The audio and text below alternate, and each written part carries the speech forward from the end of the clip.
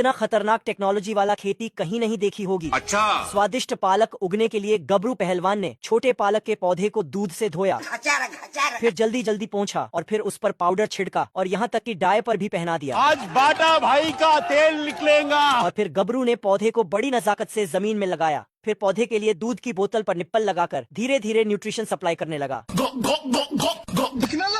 तभी अचानक एक पौधा जमीन के नीचे धंस गया। गबरू ने आंखें मलकर देखा तो पूरी पालक की फसल जमीन में गायब हो रही थी। तभी उसने एक पौधा पकड़कर खींचा तो एक मोंटू गिलहरी निकला। इन छोटे मोटे प्रोग्रामों से कितना कमा लेते हो? तभी मोटू गिलहरी भागने लगा और गबरू उसके पीछे भागकर उसे जाल से पकड़ लिया और गिलहरी गड्ढा खोदकर वहाँ से भाग गई। तभी गबरू ने अपना दिमाग चलाया और गाजर को चारा बनाकर गड्ढे के पास रखा। अबे साले। अच्छा बेटे। मोंटू गिलहरी बिल से निकला और गाजर से रस्सी खोलकर उसे घास काटने वाली मशीन से बांध दिया और खींच दिया। गबरू ने रस्सी खींचा तो मशीन चालू हो गई और पालक के खेत की ओर जाने लगी। नहीं, ऐसा नहीं हो सकता। गबरू मशीन रोकने गया और इधर गिलहरी ने कीलों से भरी ड्रम को मशीन के आगे कर दिया। मशीन ड्रम से टकराया और कीलें गबरू को दीवार पे ले जाकर लटका दिया और मोंटू गिलहरी मजे से पालक लूटने लगा। गबरू गिलहरी के ऊपर लपका लेकिन गिलहरी भाग गया। भाग कर गया और पानी की पाइप लाकर बिल में घुसा डाला। गिलहरी ने देखा गबरू पानी चालू कर रहा है तो वह पाइप लेकर जमीन में घुस गया।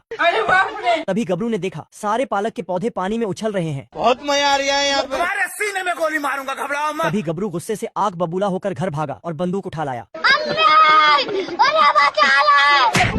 तभी गबरू गलती से एक बैल से टकरा गया। लेकिन ये साला कर क्या रहा है यहाँ पे? मंगरू अपना शिलाजीत निकाल के उसे सूंघने लगता है जिससे उसमें बाहुबली वाली ताकत आ जाती है। तभी वहाँ पर गबरू आता है और मंगरू के सामने उसे हाथी उठा के दिखाने लगता है। क्या रे भिख मंगिया? लेकिन मंगरू सस्ता नशा करके उन दोनों को नीचे से ही उठा लेता है। फिर दोनों मजनू अपनी अपनी ताकत दिखाने के लिए एक दूसरे को खींचने लगते हैं।